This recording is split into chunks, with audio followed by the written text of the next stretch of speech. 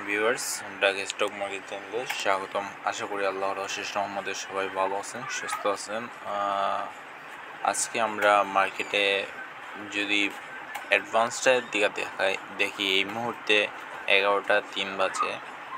So এই মুহূর্তে advance 155টি এবং ডিক্লাইন্ড 153টি, অলমোস্ট সেম, এবং মার্কেট বলা যায় যে সমান সমান আছে। অ্যাডভান্স এবং ডিক্লাইন্টের ব্যালেন্স মোটামুটি একটা ব্যালেন্স আছে। যদি লেনদেন দেখি 95 কোটি টাকা, তার মানে বোঝা যাচ্ছে যে আজকেও হয়তো আমরা 400 কোটি টাকার মধ্যে লেনদেন দেখতে পারবো। সো আজকে মেইন ভিডিওটা আপনাদের জন্য যে বিষয়ে তৈরি করতে যাচ্ছি সেটা হচ্ছে যে টপিকসটা হচ্ছে by at all. There is no more alternative to by at all. বর্তমান পরিস্থিতিতে লতে বাই করা ছাড়া আর কোনো অল্টারনেটিভ নাই। সো আমাদেরকে স্টকগুলো চুজ করতে হবে, সেগুলো অবশ্যই বাই অ্যাট লতে থাকতে হবে। যেমন আমি আপনাদেরকে বলি, আমি 10:30টার দিকে দেখি যে এনটিসি ন্যাশনালিটি, এটা যদি ফান্ডামেন্টাল দেখার চেষ্টা করি, ফান্ডামেন্টাল কিন্তু একবারে বাজে অবস্থা একটা শেয়ার। বাট এটার 12 উইক লোতে যদি দেখি 215 টাকা এবং 534। সো অলমোস্ট এটা কিন্তু 2-2.5% বেশি কারেকশন করে ফেলছে। সো এই সময় এসে আমি এটাতে এন্ট্রি নিয়েছি। সো আশা করি এই জায়গা থেকে আমি প্রফিট একটা বাই করতে পারবো। সো কারণ একটাই ল, সেটা হচ্ছে কি আমি বাই এট লতে কিনছি 210 টাকার কাছাকাছি, ঠিক আছে। সো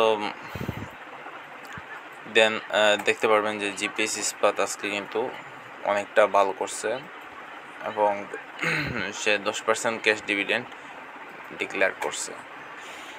সো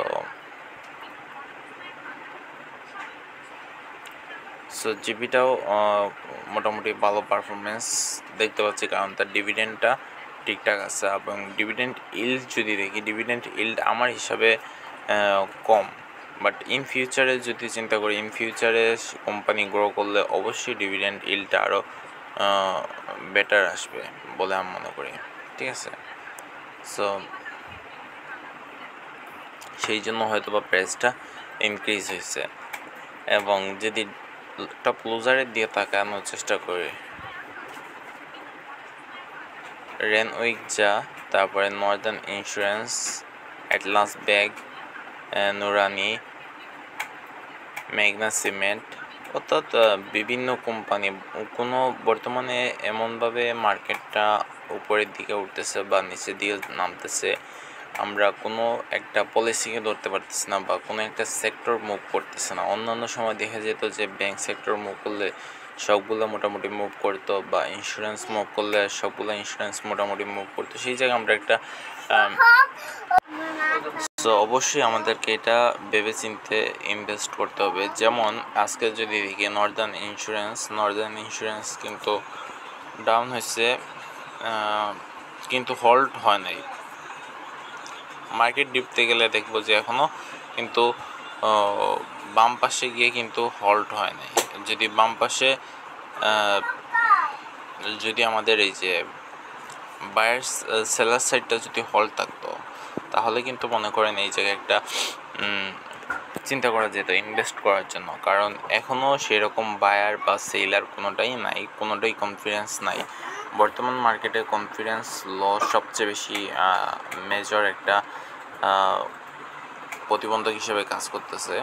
সো আমি মনে করি এই সময় এসে বাই অ্যাট লস ছাড়া কোনো অপশন নাই। আপনারা যেই কোম্পানি বাই করবেন সেটার ফান্ডামেন্টাল অবশ্যই দেখবেন এবং সতর্কতার সাথে দেখবেন, এবং চেষ্টা করবেন যে একটু দীর্ঘমেয়াদে বাই করার জন্য। কারণ সবগুলো কোম্পানি আপনাকে বর্তমানে ট্রেডিংয়ের সুযোগটা দিবে না। দেখা যাবে একদিন বাড়ছে, পরবর্তী 3 দিন কমবে। সো এস এ রেজাল্ট আপনি লুজার হবেন না। যদি বাই এট লড়তে করে থাকেন, যদি আর একটু কমে যায়, 5% কমে যায়, তখন আপনার কাছে কিন্তু ভয় লাগবে না, কারণ আপনি জানেন যে এই কোম্পানিটার টপ কোন জায়গা আর বটম কোন জায়গা। সো বটম থেকে যদি 2-5 টাকা কমে তখন আপনার সমস্যা হবে না, বাট যদি আপনি উপরের দিকে কিনেন বা মাঝামাঝি অবস্থায় কিনেন তাহলে বর্তমানে কিন্তু কোনো টেকনিক্যালি কাজ করতেছে না, যেটা ইন্ডেক্সের বলেন সেটা অন্যান্য শেয়ারে বলেন, এবং বরঞ্চ বেশিরভাগ শেয়ারেই আমার কাছে মনে হয় যে নেগেটিভ ট্রেন্ড দেখা দেখা যাবে। সো এই সময় একটু সতর্কতার সাথে থাকতে হবে, বড় কোনো লুপ করা যাবে না। সো অল্প অল্প করে ট্রেডিং করতে হবে। সো ভালো থাকবেন, সুস্থ থাকবেন, আল্লাহ হাফেজ।